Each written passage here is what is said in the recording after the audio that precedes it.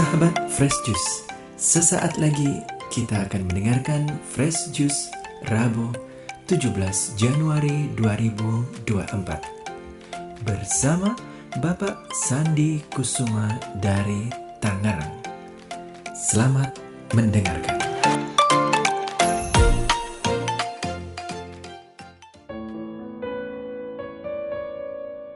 Para pendengar dan pewarta Daily Fresh Juice, ada hal menarik yang barangkali luput dari perhatian kita di tahun liturgi B2 atau tahun B genap tahun ini, khususnya pada masa biasa yang dimulai dengan pekan biasa pertama pada tanggal 9 Januari yang lalu, berlangsung sampai pekan biasa ke-6 tanggal 13 Februari bulan depan, sebab setelah itu kita memasuki masa Prapaskah yang diawali dengan Rabu Abu dan berlangsung sampai tiba Hari Raya Pentakosta tanggal 19 Mei 2024 yang menandai berakhirnya masa Paskah.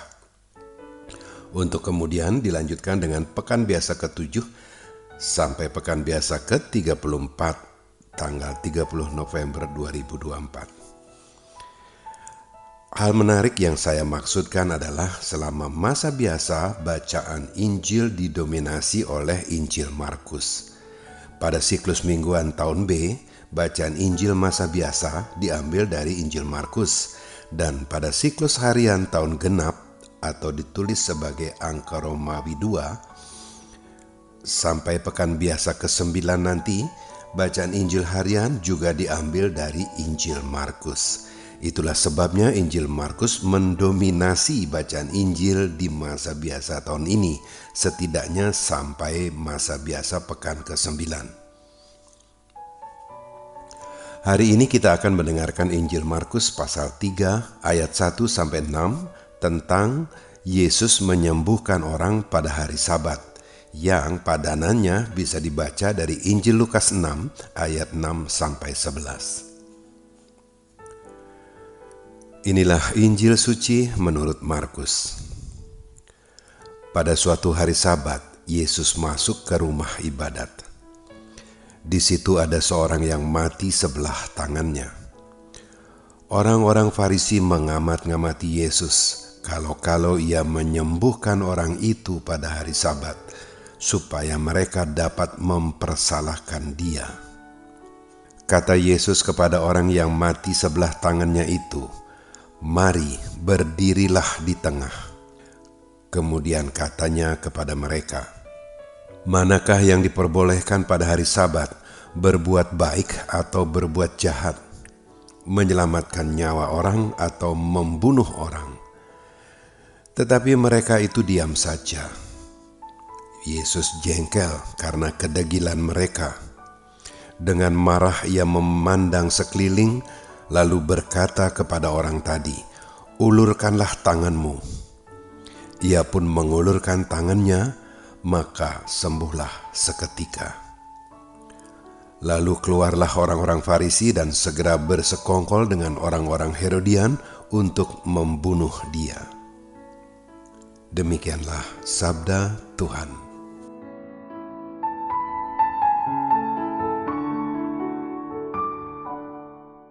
Para pendengar dan pewarta Daily Fresh Juice, sejak awal penciptaan, Allah telah mengeluarkan aturan-aturan yang wajib dipatuhi oleh seluruh umat manusia tanpa kecuali.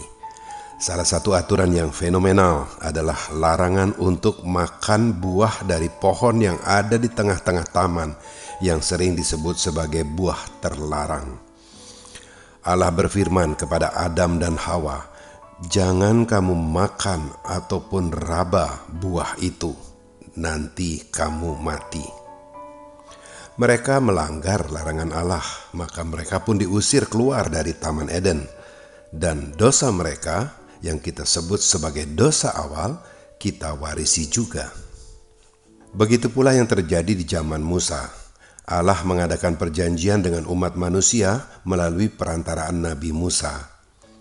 Berbagai aturan pun ditetapkan yang dikenal sebagai hukum Taurat Musa, mulai dari persembahan, kurban bakaran, tabut perjanjian, meja roti sajian, pembuatan kandil dari emas murni, dan sebagainya.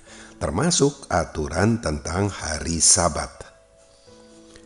Begini yang difirmankan Allah kepada Musa, "Haruslah kamu pelihara hari Sabat, sebab itulah hari kudus bagimu.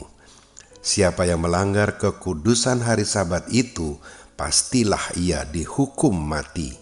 Sebab setiap orang yang melakukan pekerjaan pada hari itu, orang itu harus dilenyapkan dari antara bangsanya. Setiap orang yang melakukan pekerjaan pada hari Sabat, pastilah ia dihukum mati." Kitab Keluaran 31 ayat 14 dan 15c. Hukuman terhadap pelanggaran hari Sabat sungguh mengerikan, dilenyapkan dari antara bangsanya, alias dihukum mati. Nampaknya inilah sebabnya umat Israel sangat mematuhi ketentuan hari Sabat itu.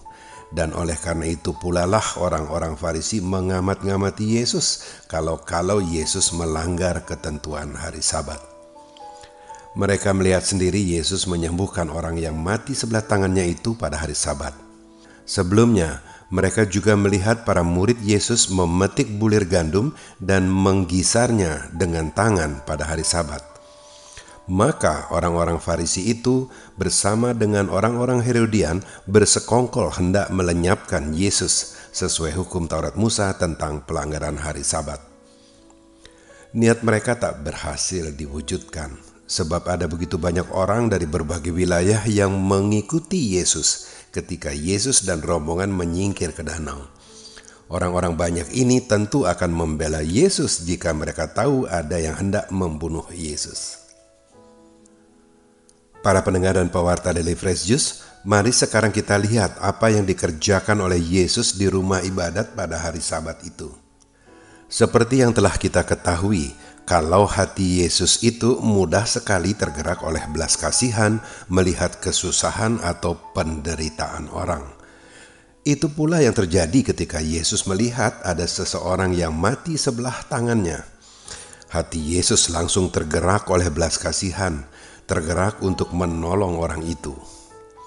Tentu saja Yesus tahu kalau hari itu adalah hari Sabat, dan akan menimbulkan kontroversi jika ia mengikuti kata hatinya hendak menyembuhkan orang yang mati sebelah tangannya itu pada hari Sabat. Sebetulnya Yesus bisa saja meminta orang itu untuk datang kembali setelah matahari tenggelam, setelah hari Sabat lewat, agar tidak melanggar hari Sabat. Tetapi Yesus tidak melakukan itu. Malahan ia berkata, "Mari berdirilah di tengah." Ini jelas Yesus hendak meluruskan pemahaman orang tentang hari Sabat. Sesungguhnya hari Sabat adalah hari kudus bagi Tuhan. Setelah bekerja selama 6 hari, maka hari ke-7 dikhususkan bagi Tuhan, agar manusia selalu ingat perjanjiannya dengan Allah, yakni Allah yang menguduskan manusia. Yesus tidak mendebat tuduhan orang-orang Farisi terhadap ketentuan hari Sabat. Yesus malah bertanya, manakah yang diperbolehkan pada hari Sabat? Berbuat baik atau berbuat jahat? Menyelamatkan nyawa orang atau membunuh orang? Dengan kata lain, apa iya Tuhan membuat aturan yang membuat kita tidak bisa berbuat baik? Apa iya ketentuan hari Sabat mencegah kita untuk menolong orang? Sebelumnya, ketika murid-murid Yesus memetik bulir gandum pada hari Sabat, orang-orang Farisi telah dinasihati oleh Yesus dengan mengangkat kisah Daud yang memakan roti sajian di bait Allah pada hari Sabat. Padahal roti sajian itu hanya boleh dimakan oleh imam-imam saja. Secara tegas Yesus mengatakan, hari Sabat diadakan untuk manusia dan bukan manusia untuk hari Sabat. Jadi anak manusia adalah juga Tuhan atas hari Sabat. Tetapi nampaknya mereka tidak mendengarkan nasihat Yesus, keras kepala atau kepala batu. Maka Yesus pun menjadi jengkel karena kedegilan mereka ini. Sesungguhnya ini bukanlah perkara boleh tidak boleh, bukan soal berdosa atau tidak, melainkan soal berbuat baik. Allah Bapa kita jelas-jelas menghendaki kita berbuat baik.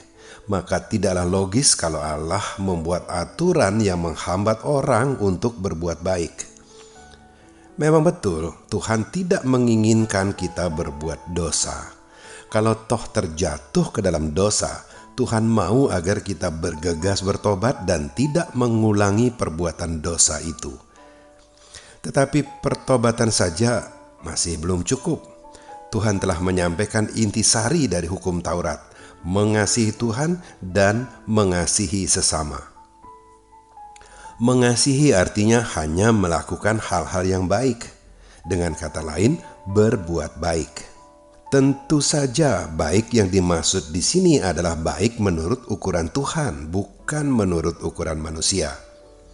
Menurut ukuran Tuhan, mengampuni orang yang bersalah adalah perbuatan baik, tetapi belum tentu baik menurut ukuran manusia. Sebab menurut manusia, perbuatan tidak baik patut dihukum dan bahkan berlaku mata ganti mata, gigi ganti gigi. Nah, hari ini Yesus mengingatkan kita agar kita meniru Yesus yang hatinya mudah sekali tergerak oleh belas kasihan, mudah sekali tergerak untuk menolong orang yang berkesusahan, mudah sekali untuk berbuat baik. Tidak ada ketentuan seberapa banyak itu mesti dilakukan. Tidak ada aturan juga kapan itu boleh dilakukan. Termasuk tidak ada larangan itu dilakukan pada hari Sabat. Berbuat baik boleh dilakukan kapan saja dan sesering mungkin. Sebaliknya, berbuat jahat tidak boleh dilakukan pada hari apapun, kapanpun. Walaupun berbuat jahat hanya sekali seumur hidup, itu sudah terbilang sangat banyak. Sementara itu, berbuat baik yang dilakukan ribuan kali masih dianggap sangat sedikit. Maka dari itu, tambahkanlah selalu perbuatan baik di dalam hidup kita tanpa perlu menghitung sudah berapa kali itu kita lakukan. Dan yang terakhir, namun yang terpenting, berbuat baik itu tanpa pandang bulu, tidak tebang pilih. Perbuatan baik mesti dilakukan kepada siapa saja, sebab sejahat-jahatnya seseorang, ia tak mampu menolak kebaikan. Amin. Sahabat Fresh Juice, kita baru saja mendengarkan Fresh Juice Rabu 17 Januari 2024. Terima kasih kepada Bapak Sandi Kusuma untuk renungannya pada hari ini.